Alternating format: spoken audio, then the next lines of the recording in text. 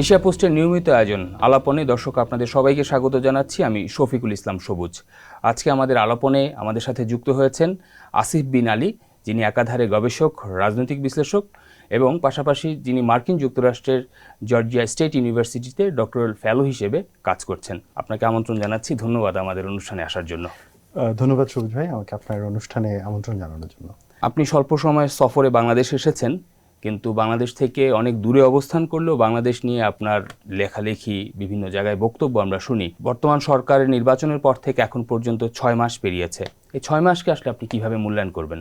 আমার মনে হয় যে এই 6 মাস অনেকগুলো আপস অ্যান্ড ডাউনসের ব্যাপার ছিল। অনেকগুলো জায়গায় আশার সঞ্চার হয়েছে, আবার অনেকগুলো জায়গায় খানিকটা হতাশার জায়গাও তৈরি হয়েছে। আমি আশার জায়গাটা নিয়ে আগে একটু আলাপ করি। আশার জায়গার একটা বড় জায়গা হলো যে ইন্টেরিয়ামের সময়ে, বিশেষ করে 5 আগস্টের পর থেকে গোটা দেশে যে বিশাল একটা ক্যাওস তৈরি হয়েছিল, এবং সেই ক্যাওসের একটা যথেষ্ট কারণও ছিল, রাষ্ট্র কাঠামো ভেঙে পড়েছিল এবং মানুষের আস্থা রাষ্ট্রের ওপর থেকে প্রায় চলে গেছিল, এবং সরকার যে প্রেজেন্ট ছিল কিন্তু অ্যাক্টিভ ছিল না, এই ব্যাপারটা নির্বাচনের মাধ্যমে এই সরকার গঠন করার ফলে খানিকটা আশার সঞ্চার হয়েছে। অর্থাৎ রাষ্ট্রের উপরে খানিকটা ভরসা ফেরত এসছে। সরকার এখন শুধু প্রেজেন্টই না, কিছু কিছু ক্ষেত্রে অ্যাক্টিভও, এবং এটা জনগণের মধ্যে একটা সেন্স অফ সিকিউরিটি দিচ্ছে। মবের ঘটনাগুলো রয়েছে, আইন শৃঙ্খলার অবনতি যথেষ্ট আছে, কিন্তু তারপরেও ইট ফিলস যে স্টেট কাজ করছে, খানিকটা তার নিয়ন্ত্রণ ফেরত পেয়েছে। সো এই জায়গাগুলো খুবই আশার একটা জায়গা। হতাশার কিছু জায়গা হিসেবে আমি বলবো যে বিশেষ করে কিছু প্রতিশ্রুতির যে জায়গাগুলো ছিল, অর্থাৎ জুডিশিয়ারিকে ইন্ডিপেন্ডেন্ট করা, তারপরে মানবাধিকার কমিশনকে ফুললি ফাংশনাল করা, এবং গুমের ক্ষেত্রে একটা স্পেসিফিক পলিসি নেওয়া এবং গুমের যে আইনগুলো রয়েছে সেগুলো নিয়ে কাজ করা, এই জায়গাগুলোতে যে প্রত্যাশাগুলো ছিল সেগুলো সরকারের পদক্ষেপে ব্যাহত হয়েছে। অর্থাৎ স্বাধীন বিচার বিভাগের জায়গাটা এখনও সরকার নিশ্চিত করতে পারেনি, এবং এই ব্যাপারে ইতোপূর্বে যে অগ্রগতিটা হয়েছিল রাজনৈতিক অঙ্গনে সেটা অনেকটাই পিছনে চলে গেছে। সো এই জায়গাগুলো খানিকটা হতাশার তো অবশ্যই রয়েছে। তবে ওভারঅল আমি বলবো যে 6 মাস স্টিল খুবই আর্লি একটা ব্যাপার পুরোপুরি জাজ করার জন্য। আমার মনে হয় যে আমাদের অন্তত 1 বছর সময় দেখতে হবে যে আসলে কিভাবে সরকার তার যে গণতান্ত্রিক ম্যান্ডেট পেয়েছে, যে প্রতিশ্রুতির মাধ্যমে, সেই প্রতিশ্রুতি কতটুকু বাস্তবায়ন করতে পারে। তারপরে আমরা আরও ক্রিটিক্যালি, আরও চুলচেরা বিশ্লেষণ করতে পারবো। সম্প্রতি সময় আমরা যে রাজনৈতিক পরিস্থিতি দেখছি, বিশেষ করে রাজনৈতিক কর্মসূচিকে ঘিরে দেশের নানা জায়গায় সংঘাত সহিংসতার খবর আসছে, বড় শিরোনাম হচ্ছে গণমাধ্যমে। বিশ্লেষকের জায়গা থেকে এই সময়টায় এমন সংঘাত সহিংসতা কি কাম্যই ছিল? আমি এই সহিংসতাগুলোকে মনে করছি না যে চিন্তার বাইরের কিছু। আমাদের সোসাইটির এবং আমাদের রাজনীতিতে সহিংসতা অলওয়েজ একটা হাতিয়ার হিসেবে থেকেছে, এবং এই সহিংসতাটা যেখানে যে গ্রুপ ক্ষমতাশালী সেখানে সে তার বিরোধী পক্ষকে দুর্বল করার জন্য বা নিজের মতামত প্রতিষ্ঠা করার জন্য সহিংসতার আশ্রয় নেয়। আমি 2টো ঘটনার এক্সাম্পল দিই। একটা ঘটনা যেটা এনসিপির ওপরে যেটা ঘটেছে, একটা ওদের পদযাত্রায় স্থানীয় বিএনপির কিছু নেতাকর্মী তাদের উপরে অ্যাটাক করেছে, এবং এর ফলে সেখানে কয়েকজন আহত হয়েছে। আমি মনে করি না যে এটা বিএনপি কেন্দ্র থেকে, কেন্দ্রীয় নেতৃবৃন্দ লোকাল নেতৃবৃন্দকে বলেছে যে তোমরা যাও গিয়ে এনসিপিকে মারো, কিন্তু এটাও তো ঠিক যে লোকাল নেতৃবৃন্দের এই ভায়োলেন্সে অংশগ্রহণ কিছু করেছে। তো এখানে ধরেন ভিকটিম হলো এনসিপি, অন্যদিকে রুলিং পার্টির দায় থাকে। আবার যদি আপনি ধরেন রাজশাহী বিশ্ববিদ্যালয়ের কথা ধরেন, রাজশাহী বিশ্ববিদ্যালয়ে আমরা দেখলাম দিনের আলোতে বিশ্ববিদ্যালয়ের সব থেকে নিরাপদ জায়গাগুলোর একটা, যেটাকে আমরা বিবেচনা করি লাইব্রেরি, সেই লাইব্রেরির ভেতরে একাধিক শিক্ষার্থীকে কয়েকজন শিবির সমর্থিত ডাকসু প্যানেলের প্রার্থী এবং সালাউদ্দিন আম্মার, তারা গিয়ে বেধড়ক পিটালো এটা। এবং আপনি যদি ভিডিওটা দেখে থাকেন আপনি দেখবেন যে সেখানে যারা অন্য ছাত্ররা ছিল তারা যথেষ্ট ভয় পেয়েছে, চিৎকার করছে, অপ্রত্যাশিত ছিল তাদের কাছে। তারপরে যখন সেই ভুক্তভোগীকে অ্যাম্বুলেন্সে তোলা হয়েছে, অ্যাম্বুলেন্স থেকে বের করে পর্যন্ত পেটানো হয়েছে। তারপরে কি হলো, এখন এখানে তো ভিডিও প্রমাণে স্পষ্ট রয়েছে কে অপরাধী কে ভিকটিম। আমরা দেখতে পেলাম ভিকটিমকে সন্ত্রাস বিরোধী আইনে আটক করা হচ্ছে, অন্যদিকে সালাউদ্দিন আম্মার এবং তার সহযোগীরা মিলে সংবাদ সম্মেলন করছেন এবং সেই সম্মেলন করে তারা সাংবাদিকদেরকে, রাজশাহী বিশ্ববিদ্যালয়ে যারা সাংবাদিক রয়েছে তাকে হুমকি দিচ্ছে। তাহলে এখানে ধরেন বিরোধী দল, অর্থাৎ যেহেতু জামাত শিবির বিরোধী দলে, হ্যাঁ, তো তাদের আবার দৌড়াত। তো এই ক্ষেত্রে আমি বলবো যে অবস্থা ভেদে, তার মানে যে জিনিসটা দাঁড়ায়, মানে যে জায়গাটাতে যে বেশি ক্ষমতাবান সে তার ক্ষমতা দিয়ে অন্যের রাজনৈতিক অধিকার কেড়ে নিতে চায়। এবং এই প্রবণতা, আমরা যদি মনে করি যে জুলাই একটা গণ অভ্যুত্থান হয়েছে তার ফলেই সব পরিবর্তন হয়ে যাবে, ব্যাপারটা তা না। এই পরিবর্তনগুলো তখনই সম্ভব যদি রাষ্ট্রের ইনস্টিটিউশনগুলো ফাংশন করে। যেমন রাজশাহী ইউনিভার্সিটির ঘটনাটার ক্ষেত্রেই বলি, যেটা হয়েছে যে ভুক্তভোগী তার বাবা যখন মামলা দিতে গেছে, পুলিশ কিন্তু মামলা নেয়নি। ওকে, পুলিশ মামলা না নেওয়ার পরে তিনি আদালতে গেছেন, আদালত মামলাটা বিবেচনা নিয়েছেন এবং তিনি পিআইবি, পুলিশ ইনভেস্টিগেশন ব্যুরোকে নির্দেশনা দিয়েছেন আদালত যে এই মামলার তদন্ত করার জন্য। এই যে দেখেন, পুলিশ কেন মামলা নিল না? হ্যাঁ, পুলিশ তাহলে সেখানে কি বিরোধী দলের নেতাকর্মীদের হুমকির মুখে ছিল যে সেই কারণে তারা মামলা নিল না? যদি এনসিপির উপরে যে হামলার ঘটনা ঘটেছে সেখানে যদি বিরোধী দলের মামলা সরকার দলের বিরুদ্ধে নিতে পারে, তাহলে রাজশাহীতে কেন নেওয়া হবে না? রাজশাহী কি রাষ্ট্রের বাইরের কোনো রাষ্ট্র? রাজশাহী বিশ্ববিদ্যালয় কি রাষ্ট্রের বাইরের কোনো অংশ? আমার মনে হয় যে এনসিপির ঘটনায় যেমন রুলিং পার্টির দায় রয়েছে, রাজশাহী বিশ্ববিদ্যালয়ের ঘটনাতে বিরোধী দলের দায় রয়েছে। এখন প্রশ্নটা হচ্ছে যে সাধারণ নাগরিকের নিরাপত্তার জায়গাটা কোথায় যদি ইনস্টিটিউশন, অর্থাৎ পুলিশ কিংবা জুডিশিয়ারি, তারা যদি ঠিক মতন কাজ না করেন। ধন্যবাদ সেই জাজকে এবং জুডিশিয়ারিকে যে তারা এক্ষেত্রে মামলাটি নেওয়ার জন্য নির্দেশনা দিয়েছে আইন অনুযায়ী, এবং যেটাই হওয়া স্বাভাবিক ছিল। তার পরবর্তী অবস্থান যদি আমরা বলি, যে মূল যে দল, আমরা বিএনপি এবং জামায়াতের কথা যদি বলি, তাদের নেতৃস্থানীয় পর্যায় থেকে যে মেসেজগুলো যাচ্ছে গণমাধ্যমের মাধ্যমে নানাভাবে, তা দ্বারা কি দেশের সাধারণ মানুষ তারা কি কিছুটা স্বস্তি বোধ করছে না? তাদের মধ্যে সেই 5 আগস্টের আগের বাংলাদেশের যে রাজনৈতিক প্রেক্ষাপট ছিল সেই প্রেক্ষাপটই বদ্ধমূল হচ্ছে, যে রাজনীতি তো আগের মতোই আছে। বিষয়টা কি এমন হচ্ছে? আপনার কাছে কি মনে হয়? বিশেষ করে রাজনীতি যে আগের মতন আছে বা রাজনীতি পরিবর্তন হয়েছে, এগুলো খুব অ্যাবস্ট্রাক্ট ব্যাপার, এগুলো মেজার করা যায় না। হ্যাঁ, যেহেতু এটা মেজার করা যায় না, তাই মানে আমি অ্যাজ অ্যান একাডেমিক ওই স্টেটমেন্ট থেকে একটু দূরে থাকবো। কিন্তু আমার মনে হয় যে হ্যাঁ, 5 আগস্টের পরে রাজনীতিতে কিছু পরিবর্তন এসছে, একদম যে আসে নাই ব্যাপারটা তা না। সেই ক্ষেত্রে ধরেন আগের থেকে কথা বলার স্পেসটা ওপেন হয়েছে, বেশি সমালোচনা করার জায়গাটাও খানিকটা ওপেন হয়েছে। কিন্তু এই ওপেনটা শুধু নির্দিষ্ট কিছু মানুষের জন্য হয়েছে, অর্থাৎ এটা হয়তো আমার জন্য হয়েছে, আপনার জন্য হয়েছে, নট নেসেসারিলি যেটা সবার জন্য হয়েছে। আমরা যখন রাষ্ট্রের চিন্তা করি তখন আলাপটা এখানেই থাকে যে রাষ্ট্রে সমালোচনা করার, মতামত দেওয়ার অধিকার সবার জন্য থাকবে। সেটা আমার জন্য, সরকার দলের জন্য, বিরোধী দলের জন্য, এমনকি যাদেরকে জুলাইয়ের বিরোধী পক্ষ বলা হচ্ছে তাদের জন্য। এটা একটা বেসিক ফাউন্ডেশন, এই জায়গাটাতে কোনো ব্যত্যয় করা যাবে না। তবে রাজনীতিতে একটা পরিবর্তন আমি দেখতে পাচ্ছি যে যেহেতু নির্বাচন হয়েছে এবং এই নির্বাচনটা 2014, 18 এবং 24-এর নির্বাচনের থেকে গ্রহণযোগ্য।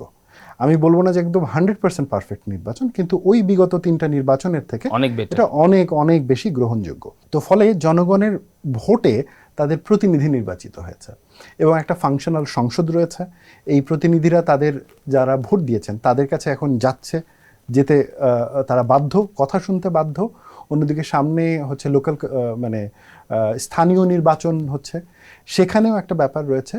তো মোটামুটি রাষ্ট্র শাসনে জনগণের প্রতিনিধির অংশগ্রহণ বেড়েছে, এইটা আমি আশার জায়গা হিসেবে দেখি। কারণ এটা 6 মাসে পরিবর্তন হবে না, কিন্তু এই ব্যাপারটা যদি কন্টিনিউ থাকে, ইভেনচুয়ালি আমরা তো ভুলেই যেতে বসছিলাম যে ভোটের জন্য জনগণের কাছে যেতে হয়। ভোটের জন্য পুলিশ এবং আমলার কাছে গেলেই তো হয়ে যেত। 2018 নির্বাচন বা 24-এর নির্বাচন, এমপিকে তো মনে করতে হয়নি যে জনগণের কাছে তাকে যেতে হয়েছে, এমপিকে মনে করতে হয়েছে যে তাকে যেতে হবে আমলার কাছে কিংবা পুলিশ সদস্যের কাছে। সো সেই প্রেক্ষিতে আমার মনে হয় যে পরিবর্তন খানিকটা হয়েছে। দেশের রাজনীতি থেকে আমরা যদি বাংলাদেশকে নিয়ে পৃথিবীর বিভিন্ন দেশের যে চিন্তা ভাবনা বা বাংলাদেশ কেন্দ্রিক যে তাদের তৎপরতা তা যদি দেখি, আমরা ভারতের সাম্প্রতিক সময়ে যে তৎপরতাগুলো দেখেছি এবং ভারতে চলে যাওয়া বাংলাদেশের সাবেক প্রধানমন্ত্রী শেখ হাসিনার বিষয়ে তাদের রাষ্ট্রের একটি স্টেটমেন্ট আমরা দেখেছি। পার্শ্ববর্তী তারেক রহমানকে সেখানে আমন্ত্রণ জানানো নিয়েও এক প্রকার তারা কথা বলেননি, কোনো বক্তব্য দেননি। এই বিষয়ে আসলে আপনার ভাষ্য কি? আপনি কিভাবে দেখছেন? দেখেন, এই মুহূর্তে বাংলাদেশ ভারতের সম্পর্ক একটা জটিল সময়ের মধ্য দিয়ে যাচ্ছে। তবে বাংলাদেশ ভারতের সম্পর্ক ইতিহাসের সবথেকে বেশি তলানিতে ছিল অন্তর্বর্তীকালীন সরকারের সময়। সেই সময় ভারতের তরফ থেকেও সম্পর্ক স্বাভাবিক না করার অনেক উদ্যোগ ছিল, আবার বাংলাদেশ সরকারের তরফ থেকেও, ডক্টর মোহাম্মদ ইউনূসের নেতৃত্বাধীন সরকারের তরফ থেকেও সম্পর্ক স্বাভাবিক না করার একটা প্রবণতা ছিল। কিন্তু নির্বাচিত সরকার আসার পরে আমরা দেখতে পাচ্ছি যে ভারতের তরফ থেকে সম্পর্ক স্বাভাবিক করার জন্য তারা অনেকগুলো গুড জেস্চার দেখিয়েছে। বাংলাদেশের তরফ থেকেও খানিকটা দেখানো হয়েছে। কয়েকটা এক্সাম্পল দেওয়া যেতে পারে, যেমন বাংলাদেশের তরফ থেকে বাংলাদেশের ফরেন মিনিস্টার এবং সফরে গেছেন, বাংলাদেশের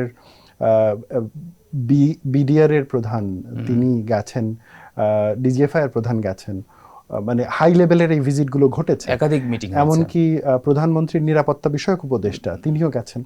অন্যদিকে ভারতের তরফ থেকে আমরা দেখতে পাচ্ছি যে তারা হচ্ছে বাংলাদেশের প্রধানমন্ত্রীকে আমন্ত্রণ জানিয়েছেন, সেখানে ব্রিক্সের একটা সম্মেলন হচ্ছে, সেখানেও আমন্ত্রণ জানানো হয়েছে। পাশাপাশি পার্লামেন্টে শেখ হাসিনার ব্যাপারে ভারত তাদের একটা অবস্থানও পরিষ্কার করেছে। সো অন্যদিকে এটা যদি ইন্টেরিয়াম সরকারের সময় ঘটে, খালেদা জিয়া যখন মারা গেলেন এবং তার মৃত্যুতে শোক জানানোর জন্য ভারত তার সবথেকে গুরুত্বপূর্ণ যিনি নেতা ছিলেন ফরেন মিনিস্টার তাকে পাঠান। সো একটা জেস্চার আছে দুই পক্ষ থেকেই। আবার এখানে একটা ব্যাপারও লক্ষণীয় যে কোথায় জানি কিছু একটা আটকে আছে। না, গতকাল জয়শঙ্করের যে সংবাদ সম্মেলনটা ছিল, জয়সওয়ালের, তো সেখানে তিনি কিন্তু বাংলাদেশ ইস্যুতে বিব্রত বোধ করেছেন, একটা বক্তব্য দেননি তিনি সাংবাদিকদের প্রশ্নের জবাবে। এটা অনেক ক্ষেত্রে যেটা হয় যে দেখেন, আমাদেরকে শুধুমাত্র একটা বিবৃতির দিকে তাকালে হবে না, আমাদেরকে ওভারঅল ভারত যেভাবে বাংলাদেশের সাথে কমিউনিকেট করছে কারেন্ট গভর্নমেন্টের সাথে, এবং কারেন্ট গভর্নমেন্ট যেভাবে কমিউনিকেট করছে, আমরা যদি ওভারঅল দেখি তাহলে দেখব যে এখানে যেমন কিছু গুড এক্সাম্পল আছে, আবার কিছু লিমিটেড এক্সাম্পলও রয়েছে। এবং অনেক ক্ষেত্রেই সংবাদ সম্মেলনে ফরেন মিনিস্ট্রির প্রতিনিধিরা অনেক বিষয় এড়িয়ে যান, যেটা আমাদের ফরেন মিনিস্টারও আপনি যদি খেয়াল করে দেখেন, কিছু কিছু বিষয় উনি যদি উত্তর করতে না চান উনি এড়িয়ে যান। এইটা ডিপ্লোম্যাটিক ল্যাঙ্গুয়েজ হিসেবে অ্যাকসেপ্টেড। আমার দেখার বিষয় হলো যে সম্পর্কটা স্বাভাবিক করার প্রয়াস আছে কিনা। আমার মনে হচ্ছে আছে, তবে সম্পর্কটাকে আবার স্বাভাবিক করার যে প্রক্রিয়াটা, এটা একটু সময় লাগবে। কারণ বাংলাদেশের দিক থেকে কিছু বাংলাদেশের দাবি রয়েছে, যেমন বাংলাদেশের ওয়াটার সিকিউরিটি নিয়ে একটা নিজস্ব দাবি রয়েছে, বর্ডার নিয়ে বাংলাদেশের নিজস্ব ক্লিয়ার কিছু দাবি রয়েছে।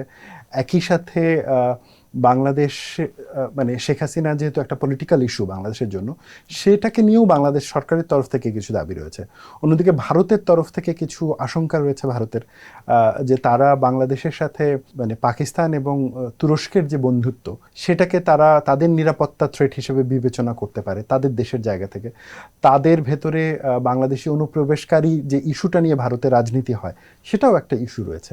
সো আমি বলবো না যে দুটো দেশ এমন একটা পর্যায়ে আছে যে কালকে থেকেই ভালো সম্পর্ক শুরু হবে, তবে যেহেতু দুইটা দেশ প্রতিবেশী এবং দুইটা দেশের ইন্টারনাল সিকিউরিটি, ব্যবসা বাণিজ্য অনেক কিছুই জড়িত, তবে এইখানে সম্পর্ক স্বাভাবিক করার এই উদ্যোগটা থাকতে হবে। আমার পজিশনটা হচ্ছে ভারত তার নিজের রাষ্ট্রের স্বার্থ দেখবে, আমরা বাংলাদেশ আমাদের নিজেদের স্বার্থ দেখব, এবং ওইখানে যেটা 50-49 হয় সেখানে বসে আলাপ করাই যায়। সেক্ষেত্রে বাংলাদেশের যে মুভমেন্ট, এটাকে আপনি কিভাবে দেখবেন? মানে এই রিলেশন বিল্ড আপের ক্ষেত্রে, কিংবা 1.5 বছর তো এক প্রকার রিলেশন ছিলই না, বাংলাদেশের এখন যে ভারতের সাথে যে বাইলেটারাল বিভিন্ন মিটিং হচ্ছে, কথাবার্তা হচ্ছে, এটাকে আপনি কিভাবে মূল্যায়ন করুন? বাংলাদেশ কি তার পথে ঠিক আছে?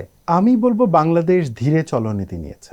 বাংলাদেশ সরকার, কারেন্ট গভর্নমেন্ট, ইন্টেরিয়াম গভর্নমেন্ট খুব এগ্রেসিভ নীতি নিয়েছিল, মানে বিকজ এটা সম্ভবত ইন্টেরিয়াম গভর্নমেন্টের একটা পলিসিও ছিল, যে কারণ বাংলাদেশে যেহেতু অ্যান্টি ইন্ডিয়া সেন্টিমেন্ট অনেক বেশি হাই, তো সেই প্রেক্ষিতে এক ধরনের ব্যাপার ইন্টেরিয়াম সরকারের ভেতর থেকে ওই আগ্রহটা থাকতেও পারে যে ওকে, আমি ভারতকে দুইটা কড়া কথা শোনায় দিলাম, আমার লোকাল সাপোর্টাররা হ্যাপি হবে।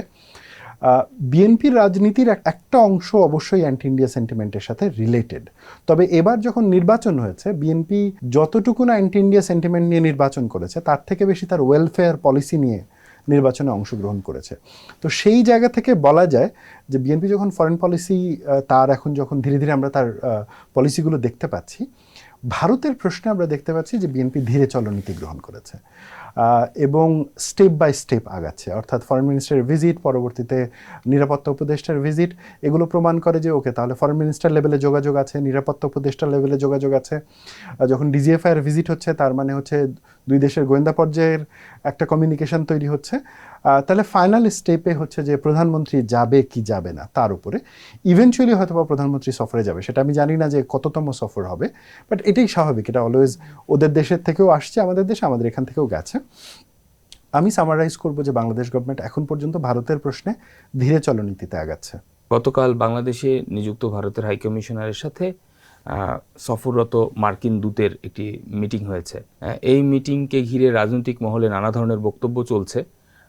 আপনি কি বলবেন এই মিটিংয়ের বিষয়ে? আসলে কেননা 5 আগস্ট পরবর্তী সময়ে বিরোধী পক্ষ যারা ইন্টেরিয়ামের ছিল বা এই সরকারের বিরোধী পক্ষ যারা, তাদের একটা বয়ান ছিল যে মার্কিন যুক্তরাষ্ট্রের প্রভাবে বা ডিপ স্টেটের প্রভাবে শেখ হাসিনা সরকারের পতন হয়েছিল। তো সেই আওয়ামী লীগ সরকারের সাথে তো আগের সময় অর্থাৎ গেল 17 বছর ভারতের এক নিবিড় সম্পর্ক ছিল। তো ভারতের সাথে মার্কিন যুক্তরাষ্ট্রের এই বৈঠক, এটা কি রাজনীতির নতুন কোনো বার্তা দেয়? মানে আপনার গবেষণা বা আপনার বিশ্লেষণ কি বলে? দেখেন, এখানে দুটো ব্যাপার। একটা হলো যে আমি অ্যাজ অ্যান একাডেমিক আমি ষড়যন্ত্র তত্ত্ব বলতেও পারি না, এটা এন্ডোর্সও করতে পারি না, সো আমি ষড়যন্ত্র তত্ত্বের আলাপে যাব না।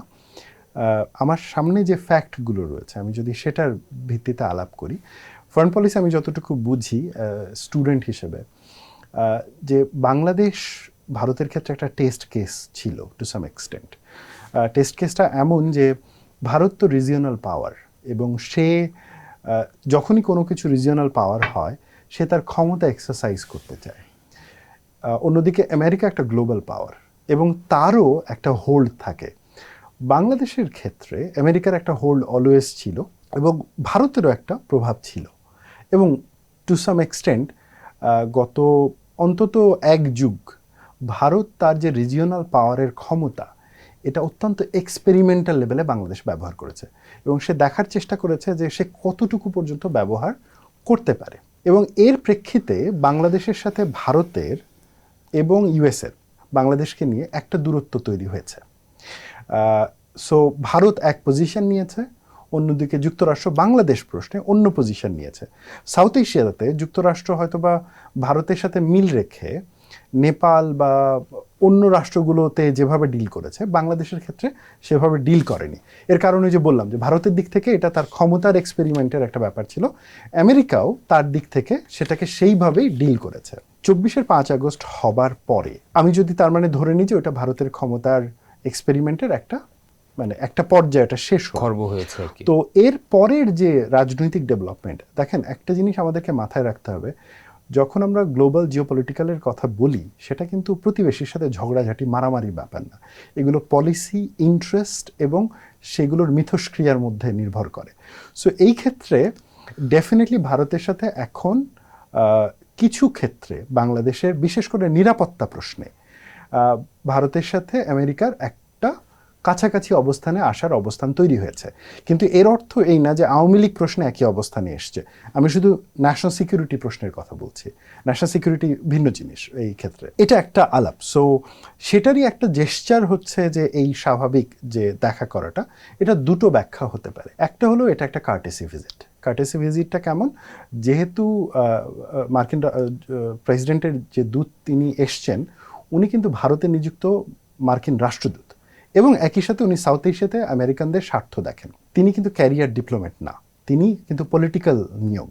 ওকে, অন্যদিকে এখন বাংলাদেশে যিনি ভারতের রাষ্ট্রদূত রয়েছেন তিনিও কিন্তু ক্যারিয়ার ডিপ্লোম্যাট না, তিনি একজন পলিটিশিয়ান, এবং তার একটা যথেষ্ট প্রভাব কিন্তু রয়েছে ভারতীয় স্ট্যাবলিশমেন্টের ওপরে, এবং বিজেপির ভেতরে কারেন্ট যে রুলিং গভর্নমেন্ট তার ভেতরে তার একটা অ্যাকসেপ্টেন্স রয়েছে।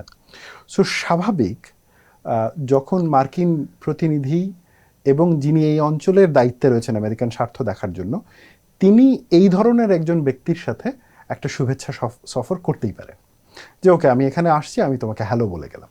এটা একটা ফরেন পলিসির কার্টেসির জায়গা থেকে এটা একটা দেখা যায়। অল্টারনেটিভলি আর একটা হতে পারে, এখন পর্যন্ত ভারতের রাষ্ট্রদূত প্রাইম মিনিস্টারের সাথে সাক্ষাৎকারের সময় পায়নি, এবং ফরেন মিনিস্টারের সাথে সাক্ষাৎকারের সময় এই সেদিন মাত্র পেলেন। এটার একটা কারণ হতে পারে যে হয়তো বা গভর্নমেন্ট ধীরে চলো নীতি নিয়েছে এবং এই ক্ষেত্রে খানিকটা সময় নিচ্ছে। সেই ক্ষেত্রেও একটা মেসেজিং হতে পারে যে কিছু কিছু ক্ষেত্রে হয়তোবা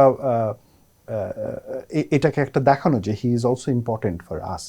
সো সেই অ্যাঙ্গেলেও একটা মেসেজিং হতে পারে। তবে আমার মনে হয় যে এই মিটিংকে ঘিরে যে ধরনের নানা রকমের ষড়যন্ত্র তত্ত্ব সোশ্যাল মিডিয়াতে চলছে, সেগুলো প্রমাণ করার মতন বা সেগুলো মানে এস্টাবলিশড করার খুব মতো একটা মানে যথেষ্ট প্রমাণ clue আমাদের হাতে নাই। নেই।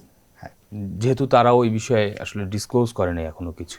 হ্যাঁ, মানে সেটা জানার এই সুযোগটা আমার বা আপনার নেই, কারণ অনেক ক্ষেত্রে এই মিটিংগুলো ক্লোজ ডোর হয় বা একদম কাছের এক দুজন মানুষ ছাড়া আর কেউ থাকে না। ফেব্রুয়ারির নির্বাচনের ঠিক পরপর বাংলাদেশের নানা মাধ্যমে, বিশেষ করে মার্কিন যুক্তরাষ্ট্রের সাথে বাংলাদেশের যে চুক্তি হয়েছিল ইন্টিরিয়ামের শেষ সময়, সেই চুক্তি নিয়ে অনেক আলোচনা হয়েছে। সেই চুক্তির পক্ষে বিপক্ষে নানা ধরনের বক্তব্য এসেছে। তবে দিন শেষে দেখা গেছে যে এক প্রকার রাষ্ট্রযন্ত্র বা সমাজের একটা বড় অংশ যারা এক্সপার্ট, তাদেরকে আড়ালে রেখেই কিন্তু সেই চুক্তিগুলো করা হয়েছিল। তা নিয়ে ইন্টিরিয়ামের এখনও অনেক বড় সমালোচনা হয়। আজকে আমরা গণমাধ্যমে দেখলাম যে সৌদি জোটের যুক্ত হতে যাচ্ছে বাংলাদেশ, হয়েছে already। অলরেডি হয়ে গেছে। এই বিষয়টা কি আপনারা জানতেন কিনা, যেহেতু আপনি ভূ রাজনীতি নিয়ে গবেষণা করেন বা বাংলাদেশ নিয়ে আপনার পড়াশোনা রয়েছে? দেখেন, ইতোপূর্বে বাংলাদেশ 2018 সালে অ্যান্টি টেরোরিজমের কোনো একটা জোটে অংশগ্রহণ করেছিল, কিন্তু সেইটা খুব একটা বাস্তবায়িত হয় নাই, ওইভাবে কার্যকর হয় মানে নাই। সৌদি আরব বেসড কোনো সৌদি আরবের একটা উদ্যোগ সেখানে ছিল, Okay. তবে সেটা খুব একটা কার্যকর হয়নি। এগেন, আমি এটা মেমোরি থেকে বলছি, খানিকটা আমার ভুল হতেও পারে। পার্টিকুলারলি এখন যেটা হয়েছে, এটা হচ্ছে লোহিত সাগরে যে চোক পয়েন্টটা রয়েছে বাব আল মানদেবে, সেই চোক পয়েন্টের উপর ইয়েমেনের যারা বিদ্রোহীরা রয়েছে এবং ওখানকার যারা দস্যুরা রয়েছে তাদের একটা প্রভাব রয়েছে, এবং এইটা নৌ নিরাপত্তা বড় একটা বিঘ্ন তৈরি করেছে। এখন ব্যাপার হলো যে বাংলাদেশ যে গার্মেন্টস রপ্তানি করে, এই গার্মেন্টস পণ্য রপ্তানি করে কিন্তু লোহিত সাগর হয়ে। সো আমাদের জন্য হরমুজের থেকেও এই লোহিত সাগরের চোক পয়েন্টটা বেশি ইম্পর্টেন্ট নিরাপত্তার জন্য। অন্যদিকে আমরা যে তেল এবং গ্যাস নিজেদের জন্য নিয়ে আসি, সেটাও ওই প্রণালী একটা বড় অংশ লোহিত সাগর ধরে আসে। সো এই চ্যানেলের নিরাপত্তা নষ্ট হওয়া মানেই যে কোনোভাবেই এটা আমাদের একদম মানে আমাদের পোশাক শিল্পের উপরে আঘাত করবে, এটা আমাদের জ্বালানি নিরাপত্তার উপরেও আঘাত করবে। এখন সৌদি আরব যে কাজটা করেছে, যে সে বলছে যে সে একটা নন এগ্রেসিভ জোট তৈরি করেছে। এটা কিন্তু এগ্রেসিভ না, ডিফেন্সিভ জোট। এবং এই ডিফেন্সিভ জোটে সে যাদেরকে আমন্ত্রণ জানিয়েছে তার মধ্যে সবগুলো দেশ আসেনি, কিছু দেশ আসছে, 14টার মতন দেশ আসছে। তার মধ্যে বাংলাদেশ একটা, তুরস্ক একটা, পাকিস্তান একটা, আবার ইউএই সম্ভবত এটাতে থাকেনি, কাতার সম্ভবত এটাতে থাকেনি। তো ফলে স্বাভাবিকভাবে যদি দেখি, এর ফলে যে জিনিসটা হবে যে বাংলাদেশ নেভি এখন এই দেশগুলোর নেভি সিস্টেমের সাথে কাজ করবে, এবং তাদের অনেকগুলো বড় প্ল্যানও রয়েছে যে তারা একটা সেন্ট্রাল কমান্ড সিস্টেম বানাবে, সেন্ট্রাল কমিউনিকেশনের একটা সিস্টেম তৈরি করবে অ্যান্ড এভরিথিং। আপাত দৃষ্টে এতে আমাদের মানে খানিকটা লজিস্টিক্যাল কিছু উপকার হবে, নিরাপত্তার জায়গা থেকেও খানিকটা উপকার হবে, বাট একটা নির্বাচিত কিন্তু সরকার। আমি ওখানেই আসছি, কিন্তু এটার কিছু রিস্কও রয়েছে।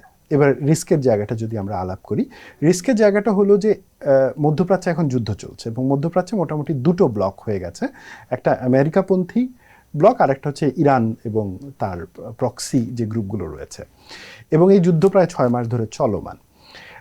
এই প্রেক্ষিতে এবং সৌদি আরব কিন্তু অলরেডি অ্যাটাকের শিকার হয়েছে কয়েকবার। তো ডিফেন্সিভ জোট যে অফেন্সিভ হয়ে যাবে না তার কোনো নিশ্চয়তা কিন্তু নাই, এটা একটা ব্যাপার। সেকেন্ড যে ব্যাপারটা সেটা হলো বাংলাদেশ নেভি, তার যে ব্লু ওয়াটার ক্যাপাসিটি, বাংলাদেশ নেভির ব্লু ওয়াটার ক্যাপাসিটি খুবই কম, মানে আছে কিন্তু কম। এর আগে বাংলাদেশের এই ধরনের কাজে সুযোগ তৈরি হয়েছিল সম্ভবত সুদানে, সেটা জাতিসংঘের অধীনে থেকে সে কিছুটা কাজ করেছিল, তাও অনেক আগে। এটা ওই 2018-19 সময়টাতে। তো ওখানে খানিকটা অভিজ্ঞতা আছে, কিন্তু ব্লু ওয়াটারে সিকিউরিটি রক্ষার জন্য আমাদের অভিজ্ঞতা যথেষ্ট কম। এখন আমাদের দেখার বিষয় হলো যে আমরা কতটুকু এখানে ইনভলভ হতে পারবো। আরেকটা ব্যাপার, আমাদের যে নেভাল সিস্টেম, এইটা মোস্টলি চাইনিজ সিস্টেম বেসড, এবং আমরা চাইনিজ সিস্টেমে ডিপলি ডিপেন্ড করি আমাদের অস্ত্র এবং অন্যান্য সিস্টেমের জন্য। এখন যে জোটটা হয়েছে সৌদি নেতৃত্বে, এটা হচ্ছে আমেরিকান সিস্টেম বেসড। এখন চাইনিজরা কিভাবে দেখবে এটাও দেখার বিষয়, যে তারা কি তাদের সিস্টেম যেটা আমরা কিনেছি সেটা কি ইমপ্লিমেন্ট করতে সৌদি লিড যে প্রো আমেরিকান একটা জোট, সেটার মধ্যে ইনক্লুড করতে গেলে কোনো বাধা তৈরি করবে কিনা, সেটাও একটা দেখার বিষয়। সো আমি বলবো যে এই ধরনের জোটে অংশগ্রহণের কিছু যেমন সুবিধা রয়েছে, কিছু অসুবিধাও রয়েছে, কিন্তু আমার প্রশ্নটা অন্য জায়গায়। সেটা হলো যে এইটা পার্লামেন্টে আলোচনা হওয়া উচিত ছিল। কারণ ব্যাপারটা এরকম না যে চুক্তিটা বা এই জোটে অংশগ্রহণটা এক সপ্তাহ সিদ্ধান্তে হয়েছে। ডেফিনেটলি ব্যাক চ্যানেলে কমিউনিকেশন হয়েছে। এটা বাংলাদেশে যারা নিরাপত্তা বিশ্লেষক রয়েছেন, মিলিটারি স্টাবলিশমেন্ট রয়েছেন এবং সরকার প্রধান পর্যন্তও গেছে, তারপরেই তো এই সিদ্ধান্তটা আসছে। এবং আমার মনে হয় যে বাংলাদেশ যেহেতু এখন প্রোঅ্যাক্টিভ ফরেন পলিসি নিচ্ছে, তো সেইটার সাথে এটা অসামঞ্জস্যপূর্ণ নয়, এটার সামঞ্জস্যও রয়েছে তার প্রোঅ্যাক্টিভ পলিসির জায়গা থেকে। কিন্তু এটা পার্লামেন্টে আগে আলোচনা হওয়া উচিত ছিল। তাতে যেটা হয়, এটা পার্লামেন্টে আলোচনা হলে, দেখেন আপনি যখন একটা পার্লামেন্টারি ডেমোক্রেসি বলছেন, তখন জাতীয় নিরাপত্তা রিলেটেড এত বড় ডিসিশনগুলোতে অলওয়েজ পার্লামেন্টে আলোচনা হয়ে তারপরে এগোনোটাই গণতান্ত্রিক পদ্ধতিতে প্রত্যাশিত। আমরা বাংলাদেশ কেন্দ্রিক আন্তর্জাতিক বিশ্বের আরেকটা ছোট্ট প্রশ্ন আপনাকে করি। তারেক রহমান বাংলাদেশের নতুন যিনি প্রধানমন্ত্রী, তার প্রথম সফর ছিল মালয়েশিয়া, তারপরে চায়না। তো চায়না সফরের পরবর্তী সময় আমরা দেখলাম সম্প্রতি সময় চিটংয়ে চায়না ইকোনমিক জোন কার্যক্রম শুরু হয়েছে, উদ্বোধন হয়েছে। তো পাশাপাশি ভারত, পাশাপাশি আমেরিকা, তো সব মিলিয়ে আসলে বাংলাদেশের যে ফরেন পলিসি, বাংলাদেশের অবস্থানটা আসলে কি হবে? বাংলাদেশ আসলে কোন দিকে যাবে, কার দিকে থাকবে বাংলাদেশ? আমি ব্যাপারটাকে এভাবে দেখি যে বাংলাদেশে আসলে কারো দিকেই থাকা উচিত না, বাংলাদেশ তার নিজের স্বার্থ দেখা উচিত। এবং আমাদের সেটা আসলে কিভাবে সে সমন্বয় করবে? কারণ সবার প্রতি তো তার এক ধরনের ডিপেন্ডেন্সি রয়েছে এবং তাদেরও বাংলাদেশের কোনো না কোনো সময় ভূমিকা ছিল নানা ইস্যুতে। ডেফিনেটলি প্রত্যেকটা রাষ্ট্রের, আমরা যাদের কথা বলছি, আমেরিকা, রাশিয়া, চায়না এবং ভারত, প্রত্যেকটা রাষ্ট্রের সাথেই একটা ডিপেন্ডেন্সি জায়গা রয়েছে। আমরা আমেরিকাতে রপ্তানি করি, সেখান থেকে আমরা ফরেন কারেন্সি পাই। আমরা চায়না থেকে আমদানি করি প্রচুরভাবে, তো সেখানে তার উপরে আমরা নির্ভরশীল। আমরা রাশিয়ার উপরে নির্ভরশীল আমাদের পারমাণবিক যে প্ল্যান্টটা রয়েছে, এবং এই নির্ভরশীলতা কিন্তু দীর্ঘদিনের চলবে। মানে পারমাণবিক প্ল্যান্ট আপনি বানিয়েছেন, এটা তো আর 10 বছরে শেষ হয়ে যাবে না, 20, 25, 30 বছর ধরে রাশিয়ান সিস্টেমের সাথে আমাদের একটা যোগাযোগ থাকবে। ভারতের প্রতি আমরা আমাদের অভ্যন্তরীণ নিরাপত্তা এবং সীমান্ত শান্তি, এই দুটোর কারণে নির্ভরশীল। আমদানির জন্য অনেক ক্ষেত্রে নির্ভরশীল। সো আমাদের যেমন প্রত্যেকটা দেশের উপরে নির্ভরশীলতা রয়েছে, আবার আমাদের কিছু কিছু জায়গায় নিজস্ব সক্ষমতাও রয়েছে। সক্ষমতার জায়গায় যদি আমি চিন্তা করি, ধরেন বে অফ বেঙ্গলের এক্সেসের জন্য মায়ানমার একটা অপশন, ইন্ডিয়া একটা অপশন, বাংলাদেশ একটা অপশন। কিন্তু বাংলাদেশ মোর রিলায়েবল অপশন আমেরিকানদের জন্য, কারণ মায়ানমারে যুদ্ধ চলছে, গৃহযুদ্ধ চলছে, ইটস নট সেফ। অন্যদিকে আমরা যদি আবার ভারতের কথা চিন্তা করি, ভারতের 7 সিস্টারের নিরাপত্তা অনেকাংশেই আমাদের স্টেবিলিটির উপরে নির্ভর করে এবং আমাদের সহযোগিতার উপরে নির্ভর করে। চায়নার সাথে আমাদের বাণিজ্য রয়েছে এবং চায়না তাদের বাণিজ্য এক্সপান্ড করতে চায়। রাশিয়া আমাদের সাথে বিজনেস করে প্রফিট করেছে, বিশেষ করে পারমাণবিক স্থাপনায় বিনিয়োগ করার মাধ্যমে। সো আমাদের যেমন নির্ভরতা রয়েছে, আবার আমাদের নিজস্ব কিছু সক্ষমতাও রয়েছে। এটা ভুলে গেলে চলবে না যে বাংলাদেশ তার জনসংখ্যার দিক থেকে পৃথিবীর 8ম অথবা 7ম বৃহত্তম একটা দেশ, এবং আমরা কিন্তু রপ্তানিতে বিশেষ করে বেশ কিছু জায়গাতে আমাদের যথেষ্ট স্ট্রেংথ রয়েছে।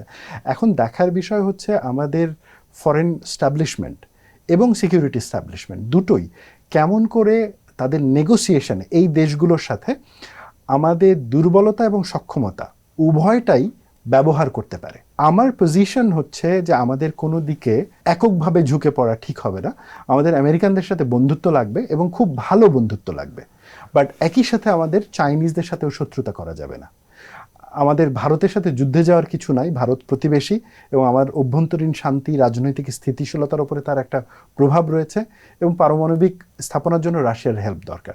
সো আমাদেরকে এই ফরেন পাওয়ারগুলোর ক্ষেত্রে একটা জায়গা ক্লিয়ার করতে হবে যে আমরা ভ্যালু বেসড এবং প্রায়োরিটি বেসড প্রেডিক্টেবল ফরেন পলিসিতে যাব। ঝামেলাটা কখন হয়? ঝামেলাটা হয় যখন আমাদের ফরেন পলিসি অ্যাম্বিগুয়াস হয়। মানে ধরেন আমি চায়নাতে যাচ্ছি, কিন্তু আমেরিকা বুঝতে পারছে না যে আমি আসলে চায়নাতে কী করছি, বা আমি আমেরিকানদের সাথে কাজ করছি কিন্তু চায়না আসলে বুঝতে পারছে না কী করছি, কারণ আমি আমার ফরেন পলিসি অ্যাম্বিগুয়াস রেখেছি। সব থেকে বেটার হয় যদি আমাদের ফরেন পলিসি প্রেডিক্টিভ নেচারে যায়, অর্থাৎ আমেরিকা জানবে যে আমার প্রায়োরিটি এই, আমি এতটুকু চায়নার সাথে বন্ধুত্ব করব। চায়না জানবে যে আমার প্রায়োরিটি এই, আমি এতটুকু আমেরিকানদের সাথে বন্ধুত্ব করব। আমাদের ফরেন পলিসির একটা বড় লিমিটেশন হলো দীর্ঘদিন ধরে আমাদের ফরেন পলিসির অনেক ক্ষেত্রে আমরা অ্যাম্বিগুয়াস, কিন্তু আমরা প্রেডিক্টেবিলিটিটা আনতে পারিনি। পৃথিবীতে যে গ্লোবাল অর্ডার এখন ভাঙছে, যে নতুন অস্থিরতা তৈরি হয়েছে, এই অস্থিরতা আমাদের মতন একটা ছোট দেশের টিকে থাকার একটা অন্যতম পূর্ব শর্ত হচ্ছে আমাদের ফরেন পলিসি প্রেডিক্টিভ হতে হবে। মানে বড় পাওয়ারগুলো যাতে কনফিউজড না হয় আমাদেরকে নিয়ে। আমাদেরকে এটা মেকশিওর করতে হবে যে আমাদের প্রাইমারি ইন্টারেস্ট বাণিজ্য, আমাদের কোনো ইন্টারেস্ট নাই কারো অভ্যন্তরীণ বিষয়ে হস্তক্ষেপ করার কিংবা জিওপলিটিক্যাল গেমে কারো পক্ষে বিপক্ষে হয়ে নামার। লেটস ডু বিজনেস, এবং এটাই আমার প্রেডিক্টেবল পলিসি। 5 আগস্ট পরবর্তী একটা গণতান্ত্রিক সরকার আসলো ক্ষমতায়, তার আগে গণভোট হলো, সংস্কারের একটা মানুষের আকাঙ্ক্ষা ছিল। মোটা দাগে এই 2 বছরকে কিভাবে সাম আপ করবেন? সামনে কি হচ্ছে, আসলে কি হবে? দেখেন, আমি ব্যাপারটাকে আমি যদি মানে ভায়োলেন্স এবং স্টেবিলিটি এই জায়গা থেকে চিন্তা করি, তাহলে দেখব যে 2013-14তে যখন শাপলা শাহবাগ মুভমেন্টটা হয় এবং একটা বিশাল কালচারাল ফাইট হয় আমাদের সোসাইটিতে, এবং ওই সময়টাতেই আওয়ামী লীগ তার অটোক্রেটিক ইনস্ট্রুমেন্টগুলো ডেভেলপ করা শুরু করে, এবং সেখান থেকে একটা ভায়োলেন্সের সাইকেল শুরু হয়, এবং সেই ভায়োলেন্সে ভুক্তভোগী হয় মূলত বিএনপি, জামায়াত এবং বামপন্থীরা। বামপন্থীরা কেন বলছি, কারণ আপনি যদি ক্রসফায়ার এবং গুমে হত্যাকাণ্ড দেখেন, একটা বড় দেখবেন যে সর্বহারারা কিন্তু নিহত হয়েছে। তো এই 3টা গ্রুপ মূলত ভুক্তভোগী হয়, এবং এইখান থেকে যে রাজনৈতিক প্রতিবাদটা তৈরি হয় সেইটাতে নাগরিকের অনেক বেশি অংশগ্রহণের মাধ্যমে একটা কমন ভাষা তৈরি হয়, হিউম্যান রাইটসের ভাষা, নাগরিকের অধিকারের ভাষা, জীবনের নিরাপত্তার ভাষা। এবং তার প্রেক্ষিতেই তো জুলাইতে গণ অভ্যুত্থান হলো, এবং গণ অভ্যুত্থানের প্রেক্ষিতে একটা অটোক্রেটিক কাঠামো মানে ক্ষমতা থেকে বিচ্যুত হলো।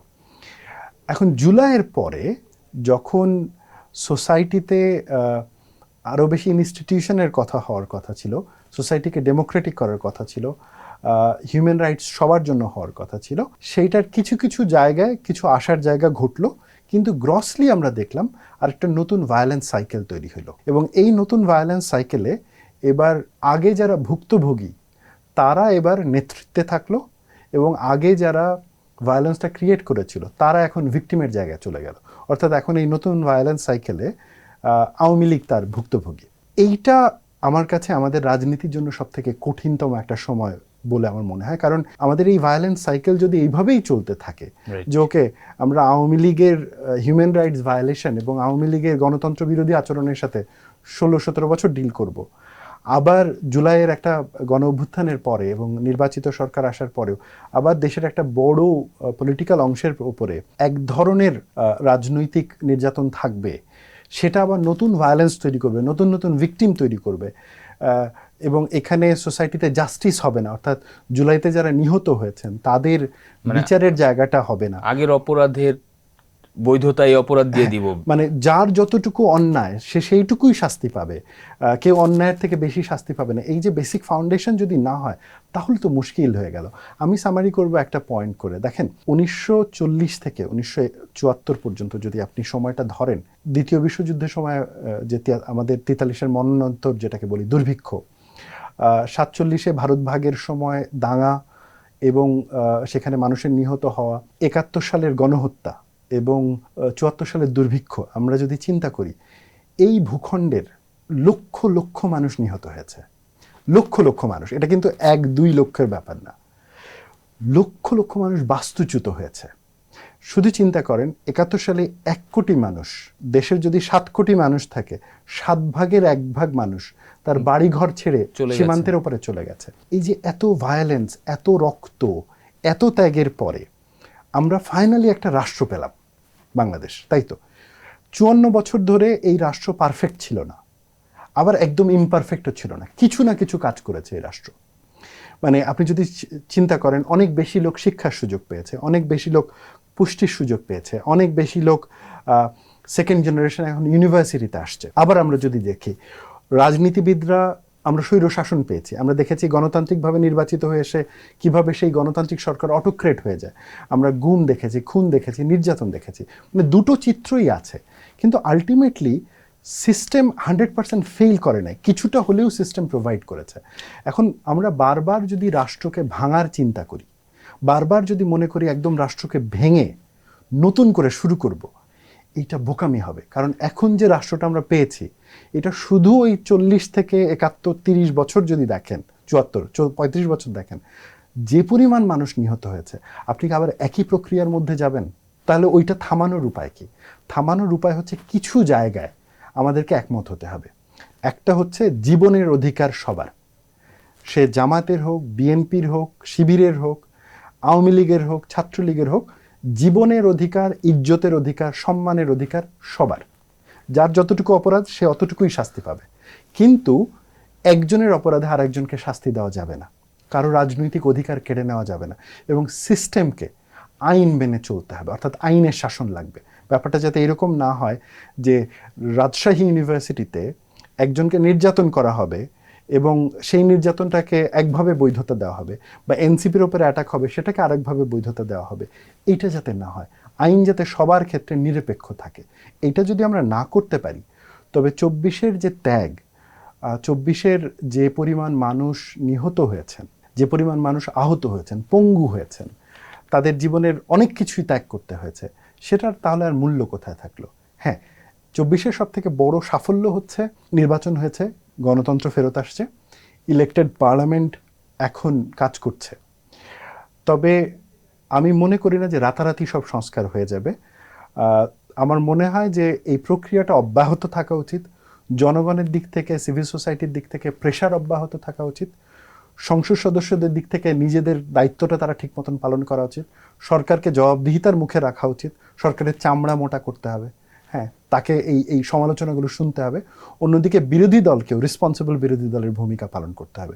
দেশের সর্বোচ্চ বিদ্যাপীঠ যদি বলি ঢাকা বিশ্ববিদ্যালয়কে, আমরা সম্প্রতি দেখলাম ঢাকা বিশ্ববিদ্যালয়ের কয়েকজন শিক্ষককে চাকরিচ্যুত করা হয়েছে। তারা ফ্যাসিবাদের পক্ষে ছিলেন, বা সে সময়ে যারা শিক্ষার্থীরা গণতন্ত্রের কথা বলেছেন তাদের বিরুদ্ধে তাদের অবস্থান ছিল।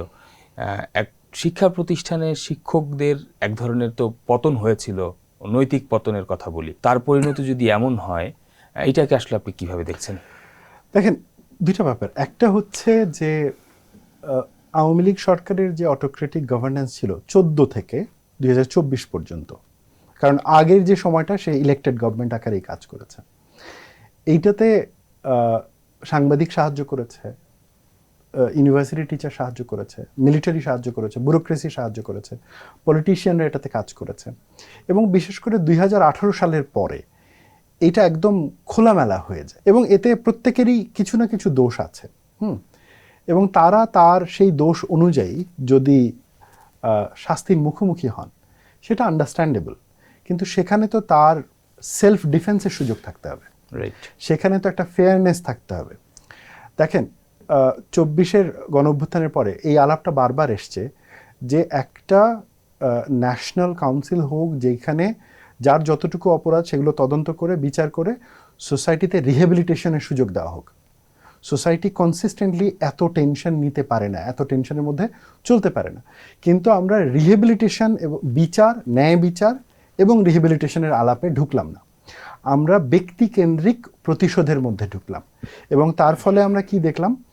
আমরা দেখলাম যে ডেফিনেটলি ধরেন মানুষ যখন গুম করা হয়েছে, হত্যা করা হয়েছে, তাদেরকে যেমন গ্রেফতার করা হয়েছে, আবার কিছু কিছু মানুষকে শুধু প্রতিশোধ নেওয়ার জন্য মিথ্যা মামলায় গ্রেফতার করা হয়েছে। ঘাতক দলের নীলমূল কমিটি শাহরিয়ার কবির সাহেব, হ্যাঁ, তার এখন যে বয়স, এটা চিন্তাই করা যায় না যে তিনি এই বয়সে একজন মানুষকে দাঁড়িয়ে থেকে মেরে ফেলেছেন। তাকে হত্যা মামলায় অভিযোগ গ্রেফতার করা হয়েছে, তাকে জামিন দেওয়া হয়নি, বিনা জামিনে আটকে রাখা হয়েছে। তো এগুলো তো অন্যায়। এবং এখন বিশ্ববিদ্যালয়ের শিক্ষকদের ক্ষেত্রে যেটা হয়েছে, যেহেতু আপনি কোনো ন্যাশনাল কমিশন করেন নাই, একটা ন্যাশনাল কমিশন করে জাতীয় পর্যায়ে কোনো উদ্যোগ নেন নাই যে তাদের ত্রুটি বিচ্যুতিগুলো তো ফাইন্ড আউট করতে হবে, প্রফেশনের ত্রুটি বিচ্যুতিগুলো ফাইন্ড আউট করে তারপরে যার যতটুকু অন্যায় অতটুকু শাস্তি দিয়ে তাকে সমাজে ফেরত যেতে দিতে হবে। যেহেতু প্রতিশোধের ফ্রেমে কাজ হয়েছে, তো এখন তাই হচ্ছে। বিশ্ববিদ্যালয়ে এখন যে শিক্ষকদেরকে নামে তালিকা করা হয়েছে, যাদেরকে চাকরি নেওয়া হয়েছে, আমি এটা বলছি না যে তারা নির্দোষ, কিন্তু আমার দেখার বিষয় তারা কি সেলফ ডিফেন্সের সুযোগ পাচ্ছেন কিনা, যে প্রক্রিয়া ফলো করা হচ্ছে সেটা কি নিরপেক্ষ হচ্ছে কিনা। আপনার নিশ্চয়ই মনে আছে, তখন আওয়ামী লীগ গভর্নমেন্টের সময় জিয়াউর রহমান সাহেবকে নিয়ে একটা আর্টিকেল লেখার জন্য সাদা দলের বিএনপিপন্থী একজন শিক্ষকের চাকরি নিয়োগ করা হলো। শুধু চাকরি নিয়োগ করা হয়নি, চাকরি নিয়ে নেওয়া হয়নি, তার উপরে কিন্তু একটা ফিজিক্যাল থ্রেট তৈরি করা হয়েছিল এবং তার পরিবারের ওপরে একটা নিদারুণ মানে দুর্ভোগ নিপীড়ন নেমে এসেছিল। ক্ষমতা পরিবর্তন হয়েছে, তিনি বিজয়ীর বেশে ফেরত আসছেন, তাই তো? আমার মনে আছে বিএনপিপন্থী একজন শিক্ষককে সম্ভবত তারেক রহমান ফোন করেছিলেন কোনো একটা আন্দোলনের সময়, আমি এগেন মেমোরি থেকে বলছি, আমার ভুল হতে পারে, বাট কোনো একটা আন্দোলনের সময় তিনি ফোন করেছিলেন। পরে এই ফোন আলাপটা প্রকাশ পেয়ে যায় এবং এই শিক্ষককে নিয়ে অনেক হেনস্থা করা হয়। তখন ক্ষমতা একদল ছিল, এখন ক্ষমতায় আর এক দল। এখন কি তাহলে তার অপোজিশনে যারা রয়েছে তাদের সাথে এই আচরণ করবে কিনা? তাহলে এটা শেষ কোথায়? মানে যখন আওয়ামী লীগ আসবে এটা করবে, যখন বিএনপি জামাত আসবে এটা করবে, তাহলে প্রফেশনাল বাউন্ডারি এবং প্রফেশনাল সেফটি সিকিউরিটি কোথায়? আমি বলছি না যে এই শিক্ষকরা কোনো অন্যায় করেন না, আমি বলছি না যে তাদের বিরুদ্ধে কোনো শাস্তিমূলক ব্যবস্থা নেওয়া যাবে না। আমার কথাটা হচ্ছে যতটুকু অন্যায় করেছেন অতটুকুর জন্য ব্যবস্থা নিতে হবে। একজন মানে এনাদের ক্ষেত্রে বলা হচ্ছে যে নৈতিক স্খলনের জন্য। এখন যদি আমি ধরে মানে অটোক্রেটিক গভর্নমেন্টের সাথে তারা যদি যুক্ত হন, এটা কেমন করে নৈতিক স্খলন হয়? এটা তার মানে অন্য অপরাধ হতে পারে। আমরা নৈতিক স্খলনের যে অপরাধটা দেখি, সেক্সুয়াল হ্যারাসমেন্ট অথবা কাউকে এই ধরনের প্রস্তাব দেওয়া, দুর্নীতি করা, আপনি সেই অভিযোগ পেলে বের করেন। কারণ দেখেন, আপনি যখনই একটা সমাজে শিক্ষক, সাংবাদিক বা মতামত যারা তৈরি করেন তাদের পিছনে যাবেন, সমাজে কিন্তু চরম অস্থিরতা তৈরি হয় যদি আপনি সেখানে সেলফ ডিফেন্সের সুযোগ না রাখেন। এটা আমার কাছে মনে হয় যে এটা ঠিক হচ্ছে না। এটার একটা বড় ইম্প্যাক্ট কোথায় পড়বে? যদি একবার ঢাকা বিশ্ববিদ্যালয়টা ঠিক হয়, বাংলাদেশের পাবলিক বিশ্ববিদ্যালয়গুলোর অবস্থা তো আমরা মোরাললেস জানি, প্রত্যেকটা পাবলিক ইউনিভার্সিটিতে সেম জিনিস হওয়া শুরু করবে। তো প্রফেশনালদেরও তো একটা নীতির মধ্যে থাকা উচিত, মানে তারা কতখানি তাদের পেশাগত জায়গায় থাকবে আর কতখানি তারা তাদের স্বাধীনভাবে মত প্রকাশ করবে। এই প্র্যাকটিসটা কি শুরু হয়েছে? মানে এখন তো নতুন একটা সময় এসেছে, সবাই তো ওই ধারণাই করছে যে প্রফেশনালরা তার জায়গায় থেকে সেই দায়িত্ব পালন করবেন। তো নতুন সরকারের আমলে নতুন যারা তাদের কার্যক্রম দেখে আপনার কি মনে হচ্ছে?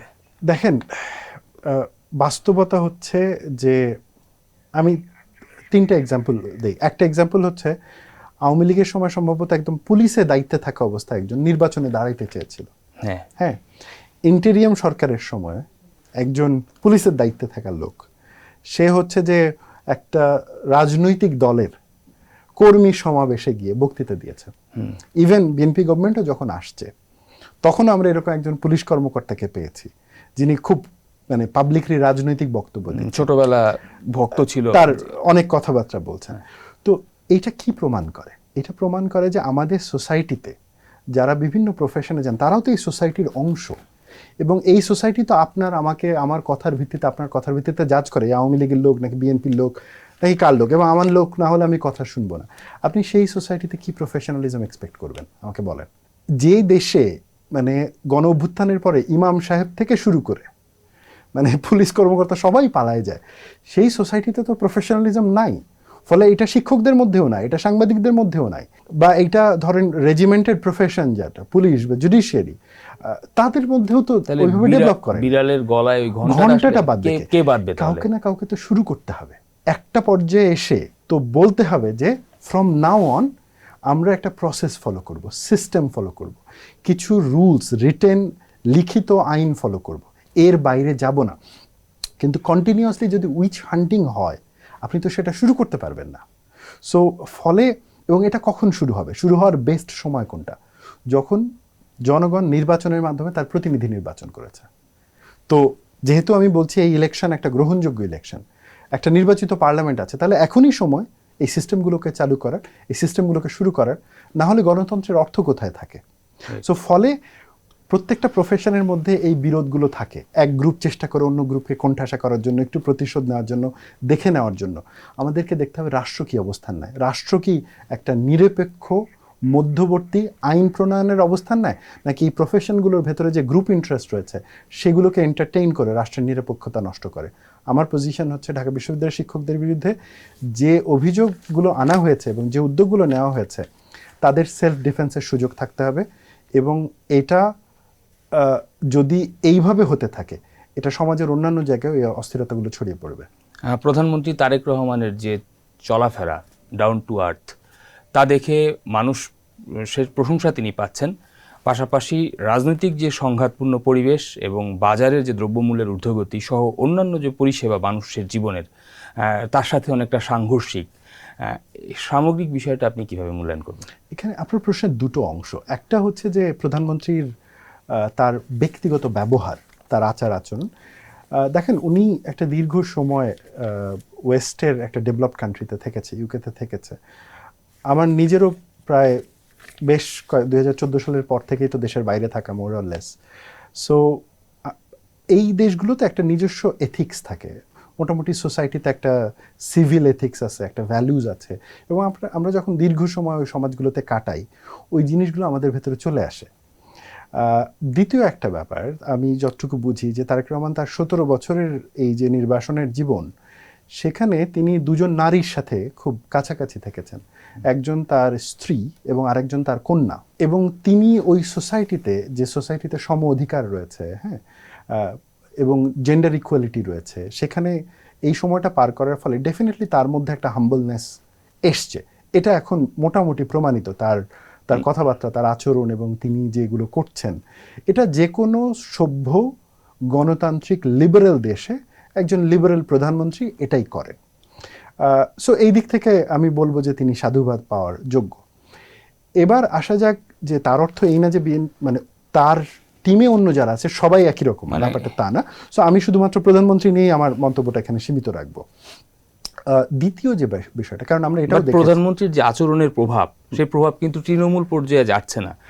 যারা সামাজিক যোগাযোগ মাধ্যমে লিখছেন বা গণমাধ্যমের খবর, যারা রাজনীতি নিয়ে বিশ্লেষণ করেন, তারা কিন্তু এই বিষয়গুলো এখন সামনে আনছে। এর কারণ হচ্ছে তাকে তো 17 বছরের একটা জার্নির মধ্য দিয়ে যেতে হয়েছে, অন্যরা তো ওই এনভায়রনমেন্ট পায়নি। ওকে, অর্থাৎ তারেক রহমান যখন লন্ডনে থেকেছেন, নির্বাসিত থেকেছেন, তার জন্য এটা অনেক কঠিন সময় ছিল, কিন্তু তিনি ওই পরিবেশে সেলফ লার্নিংয়ের সুযোগ পেয়েছেন। দেশে যিনি থেকেছেন তাকে তো জেল, জুলুম, চরম নিষ্ঠুরতার মধ্যে থাকতে হয়েছে।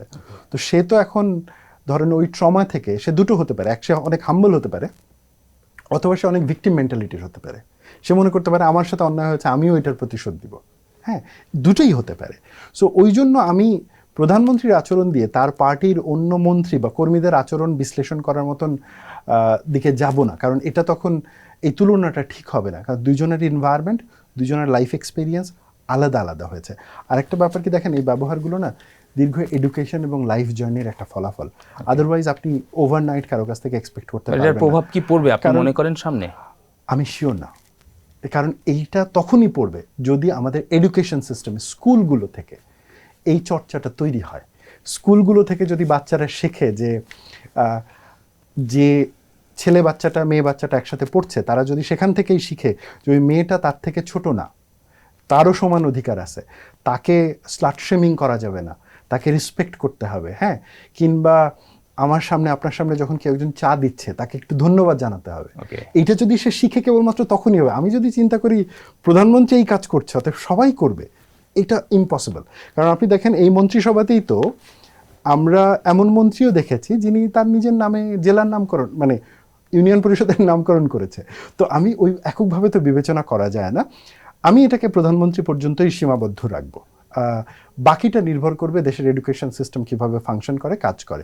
আপনার দ্বিতীয় প্রশ্নটায় যদি ফেরত আসি, দ্রব্যমূল্যের দাম এবং অন্যান্য কিছু, দেখেন বিশেষ করে কোভিডের পর থেকে বাংলাদেশ একটা চরম অর্থনৈতিক অস্থিরতার মধ্যে আছে, কোভিডের পর থেকেই।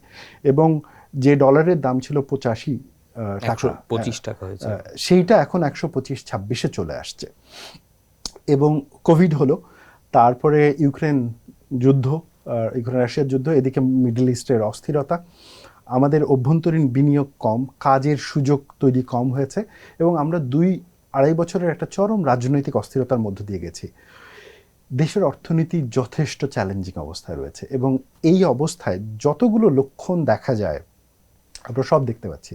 দ্রব্যমূল্যের দাম আছে, বেড়েছে, মানুষের হাতে কাজ নেই, কাজের সুযোগ কম, এবং এই ব্যাপারগুলো হচ্ছে। এখন দেখার বিষয় আগামী 6 মাসে এই সরকার কতটুকু সহনীয় পর্যায়ে আনতে পারে। কারণ এই সরকারের সাফল্য ব্যর্থতা নির্ভর করবে না তারেক রহমান সাহেব কত ভালো ব্যবহার করছেন, এই সরকারের সাফল্য বা ব্যর্থতা নির্ভর করবে অর্থনৈতিক সংকট থেকে দেশের মানুষকে মুক্তি দিতে পারছেন কিনা। এবং তো- এবং এই যে রাজনীতিতে ধরেন এনসিপি এই কথা বলছে, জামাত এটা বলছে, বিএনপি এটা বলছে, মানুষ তখনই স্বস্তির নিঃশ্বাস ফেলবে যদি দেখে যে তার ঘরে কম দামে খাবার যাচ্ছে, তার কাজের সুযোগ তৈরি হয়েছে এবং সে অর্থনৈতিকভাবে সেফ রয়েছে। জনাব আসিফ বিন আলী, আপনাকে অসংখ্য ধন্যবাদ আজকে আমাদের আলাপনে যুক্ত হওয়ার জন্য। দর্শক, এই ছিল আজকের আলাপনের আয়োজনে। আগামীতে দেখা হবে অন্য কোনো অতিথির সাথে। আমাদের সাথে থাকার জন্য ধন্যবাদ সবাইকে।